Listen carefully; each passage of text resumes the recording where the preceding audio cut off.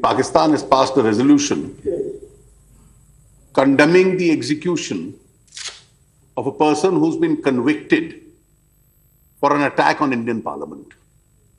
Besides being an interference in India's internal affairs, it is an official statement which comes from the combined polity of Pakistan. So far, we had wondered who was really in control of the state, their army, the ISI, a civilian government, or non-state actors. But with yesterday's resolution, all these distinctions have been obliterated.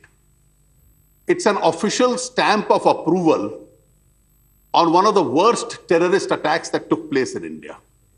So far, we have always alleged, and there was evidence to suggest that the attack on Indian Parliament, there was an hand of, the planning was done across the border. Yesterday's resolution seems to have confirmed our worst fears, because the polity of a country unanimously condones that action by actually condemning our action in sentencing through a rule of law the person who was involved in this. So the beheading of our soldiers, the bomb blast in Hyderabad, the attack on the CRPF camp in Srinagar, finally has culminated into this resolution.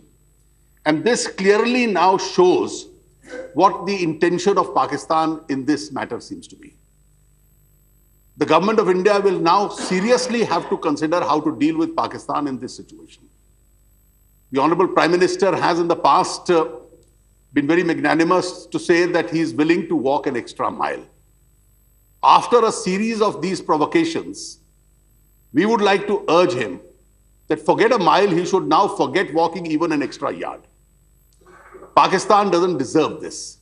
And as long as this resolution remains, the question of a continued dialogue with Pakistan, which is approving, showing sympathy for terrorist attacks in India, I think we should seriously forget discussing any serious issue with them through a structured dialogue.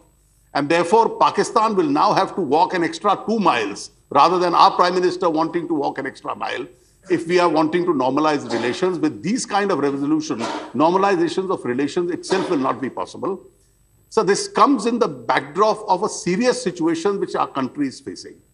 Whether it is Male or it's Rome or it's Islamabad, I think we seriously need to discuss our foreign policy and where it is leading us, because if India can be kicked around in this manner internationally, then there is something seriously wrong in the manner in which we are managing our external affairs. So I would urge you to kindly fix a date so that the Honorable Prime Minister and the External Affairs Minister are here, they make a statement, and this House gets to discuss this issue at length.